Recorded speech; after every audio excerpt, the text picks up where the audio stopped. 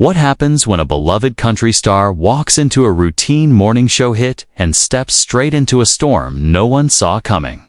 Blake Shelton figured it'd be business as usual at the Today's Studio swing by. Swap stories with Jenna and the crew. Plug the new album, smile for the folks at home. But what unfolded had the control room holding its breath and viewers frozen on their couches. The day started like any other in Midtown Manhattan. At 7:30, Blake strolled in, coffee in hand, easy grin, tossing hellos to camera ops and PA like old friends. The plan was simple: a light segment on the record, a few tour dates, maybe a fun voice anecdote. Nothing tricky. Jenna Bush Hager was already at the desk, running through notes with producers when Blake walked on. They'd done this dance before. Good chemistry, good jokes, good TV. Today should have been the same. But something in the air felt off. Jenna's smile didn't quite reach her eyes. Producers clustered near the monitors, whispering, checking phones, exchanging tight looks. The pro-show banter felt stiff, like both of them were tiptoeing around a crack in the floor no one wanted to test. "Everything okay over there, Jenna?" Blake asked in that easy Oklahoma drawl. "You look like somebody told you your dog ate your homework." She laughed, but it landed thin. "Oh, just a lot to cover today." The way she leaned on a lot raised one of Blake's eyebrows. He's been around long enough to read a room. This one was sending signals. Places the stage manager called. Lights up, red tally. On Jenna's on-air glow clicked in. Warm, bright, welcoming. For the first minute, it was the expected Sunshine album talk. A playful jab at his coaching style. A laugh about a fishing trip back home. Then the temperature dropped a degree. "Blake," Jenna said lightly, "can we talk about something a little more serious?" His smile pinched at the edges. "Sure, Jenna, fire away." "There have been some recent comments you made on a radio show getting a lot of traction," she continued. "About the direction of country and a few fellow artists. Can you explain what you meant when you said some newer acts are losing touch with what country really means?" Coldwater Blake sifted through the last few weeks. A dozen stations, 100 questions. He remembered voicing concerns about commercialization, about chasing trends over roots. But framed like this, it sounded like he'd named names. "Well," he began carefully, "I think there may be some missing context. I love seeing new artists bring their flavor to country. That's how the genre grows." Jenna didn't blink. She shuffled a card. "But you also said," and I'm quoting a transcript here, "some newer artists are more focused on social media than songwriting and wouldn't know real country if it bit them in the behind." Those are strong words. Blake, his jaw ticked. Now he remembered the Nashville hit, an off-the-cuff chat, candid, maybe a little salty. He'd meant industry drift, not personal shots. But the way the quotes were stacked, it read like a takedown. "Hold on there," Jenna Blake said, voice dropping into that don't push it register his fans recognize. "You're pulling lines without the lead-in or the follow-up. You make it sound a lot hotter than it was." The studio tightened. Producers exchanged looks. Even camera ops steadied their frames, sensing the segment had veered off the rails and into livewire territory. Blake leaned back, measured but firm. "I'm always going to fight for the heart of country music. That's front porch stories, blue-collar truth, a little dust on the boots. If I sounded blunt, it wasn't about any one person, it was about not losing the thing that makes country, country." Jenna held his gaze. Cards still in hand, one last question hovering at the edge of the table as the whole room waited to see which way this was about to go. Jenna wasn't backing down. If anything, she leaned in. "I'm just reading the transcript." "Blake," she said, holding the cards like evidence in a courtroom, "these are your words. And since that interview aired, several younger artists have taken to social media saying they felt targeted. What do you say to that? The air tightened. For 2 decades, Blake Shelton had built a reputation on charm, patience, and that easy Southern calm. But right now, you could see the spark behind his eyes, not anger yet. But the fuse had been lit. "Jenna," Blake said, leaning forward, voice dropping low and steady. "I've been in this business over 20 years. I've championed new talent my entire career. If somebody wants to take a general comment about industry trends and make it personal." He paused, expression hardening that says more about them than it does about me. The studio froze. Producers shifted. Camera ops steadied their rigs. No one breathed, but Jenna. She wasn't finished. "Blake, when you have the kind of platform you do," she pressed, her tone sharpening, "don't you think you have a responsibility to be careful with how your words could be interpreted? You're not just chatting at a bar stool somewhere. You're Blake Shelton. People listen." A subtle shift crossed Blake's face, that familiar, friendly cowboy persona giving way to the strategist. The industry veteran who'd survived Nashville politics, media cycles, and Hollywood glare. "So now you're telling me how I should use my platform?" He fired back, voice rising just enough to make every chair on set straighten. "I've used my platform to lift people up, launch careers, shine light on real talent long before half these artists had a guitar in their hands." A ripple of adrenaline moved through the room. Jenna had interviewed presidents and movie stars, but this was different. Safe, easygoing Blake Shelton was pushing back publicly. Firmly.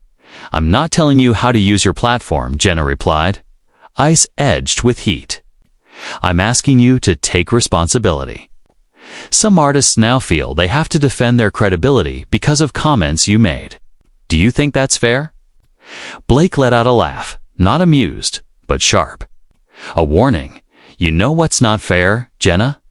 Having my words pulled apart and twisted to create drama that wasn't there. I was talking about the industry, about where the genre's heading." That's not personal, but Jenna wasn't easing up. She glanced at her notes again, and Blake could see the setup coming before she finished the sentence.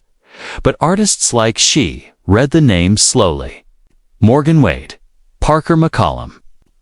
They felt the sting. "Blake, when you question whether new artists understand real country, the moment she spoke those names aloud, 'twas like gasoline hit the flame." Blake froze. Then his expression hardened, not defensive, but offended. "Hey, hold up," he said. The twang gone now, replaced by steeled clarity. "I never mentioned them. Not once. And I'd never tear them down. Morgan's insanely talented. Parker's got more real country in his little finger than half the genre. The fact you're trying to turn this into a feud with artists I respect.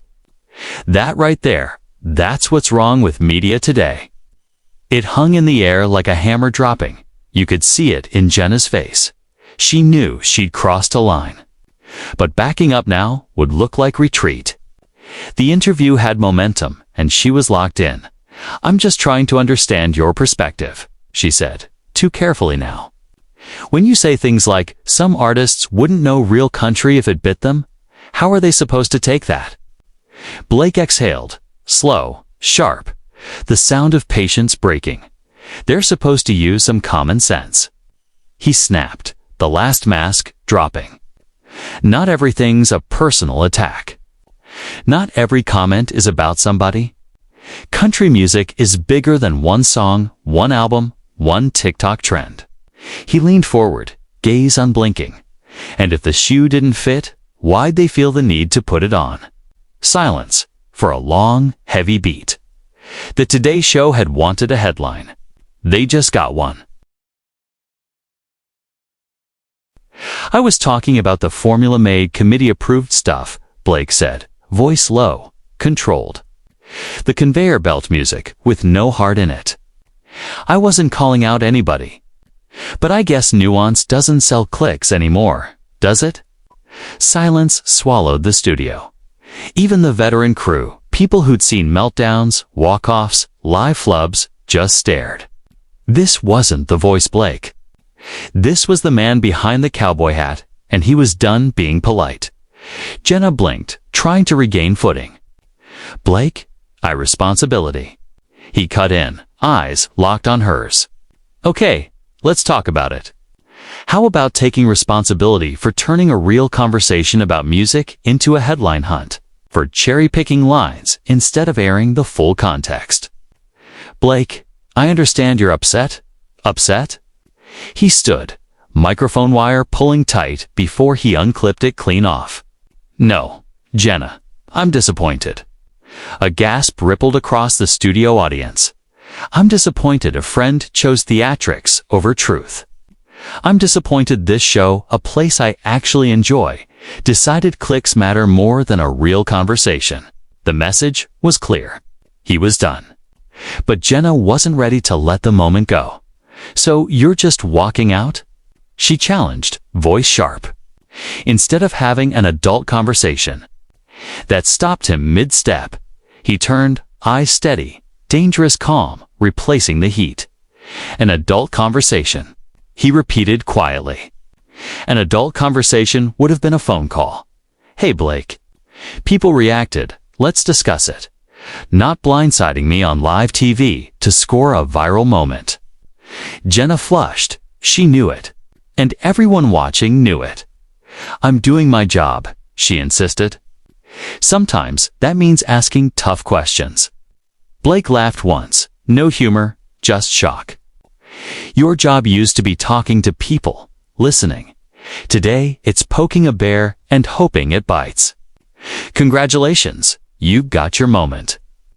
Painfully quiet now. Producers frozen. Cameramen pretending not to exist. He started toward the exit, then paused just long enough to twist the knife with absolute composure. "You know what's funny? I came here excited. Wanted to talk about new artists I'm working with, absolute stars, and a charity project launching next month. Could have been a good morning. Instead, we did this." He gestured to the chaos. The tension, the stunned faces. "And for the record," he said, looking directly into camera now, "some of the most authentic country in years is coming from artists half my age. But I guess that doesn't trend." He took 3 more steps, then Jenna, scrambling now, called out, "If you walk away, Blake, doesn't that prove you can't handle your own words?" That was it. The final spark on dry grass. Blake stopped. Shoulders squared. Turned slowly, that quiet storm look country fans know too well. "You want to talk about handling things?" he said softly, too calm to be safe. "You invited me here pretending this was about music. You clipped context and framed a hit piece as a question. That's not journalism. That's daytime drama wearing a press badge." Gasps. A dropped headset in the back. A producer whispering cut. With no answer. 15 years, I've watched you interview people with grace," Blake continued. "That's why I came. But this?" He shook his head. "This isn't you." Jenna opened her mouth. Nothing came out. Blake slowly set his mic pack on the table. "No theatrics. Just finality. I won't sit here and be your headline." "Not today." He turned. Walked off. "Blake, please, we can reset," Jenna called. Panic replacing confidence. Without turning, he said, "Some things don't reset." And he was gone. The studio snapped into frantic motion. Cut to commercial. Producers swarmed. Phones lit up. PR alarms sounded. And by the time Blake hit the lobby, clips were already hitting socials like sparks on gasoline. A young PA jogged up to him, nervous, breathless. "Mr. Shelton, I heard that interview. The first one. You didn't say anything wrong. What happened up there wasn't fair." For the first time all morning, Blake's expression softened. "Thank you," he said gently. "In this business, context is gold. Don't ever let anyone twist your words to sell theirs."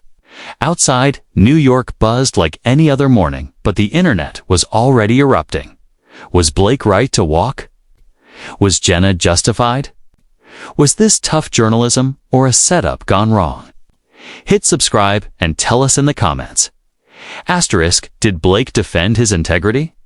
Or should he have stayed in the chair?